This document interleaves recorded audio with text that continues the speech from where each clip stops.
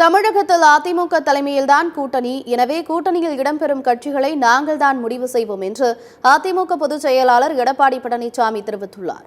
திருப்பத்தூர் மாவட்டத்தில் மக்களை காப்போம், தமிழகத்தை மீட்போம் சுற்றுப்பயணம் மேற்கொண்டுள்ள எடப்பாடி பழனிசாமி அனைத்து சங்கங்களின் நிர்வாகிகள் மற்றும் தொழில் முனைவோர்களுடன் கலந்துரையாடினார். இதைத் தொடர்ந்து செய்தியாளர்களை சந்தித்த அவர் 207 அரசு பள்ளிகள் மூடப்பட்டுள்ளது குறித்து அரசு தனி கவனம் செலுத்த வேண்டும் என்று கூறினார். தமிழ்நாட்டில் அதிமுக தலைமையில்தான் கூட்டணி, ஆகவே கூட்டணியில் இடம்பெறும் கட்சிகளை நாங்கள் தான் முடிவு செய்வோம் என்று கூறினார். மைத்ரேயன், அன்வர் ராஜா போன்றவர்கள் எந்த கட்சியிலும் நிலையாக இருக்க மாட்டார்கள். அதிமுக தலைமையை ஏற்று பல கட்சிகள் எங்களுடன் இணைவார்கள் என்று குறிப்பிட்டார்.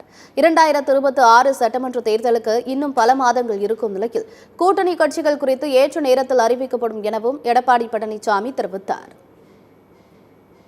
இந்த ஆட்சியில சரியான கவனம் செலுத்தாத காரணத்தால இன்னைக்கு சுமார் 207 பள்ளிகள் இன்னைக்கு அரசு பள்ளி மூடப்பட்டது. வருத்தம் அளிக்கிறது, வேதனை அளிக்கிறது.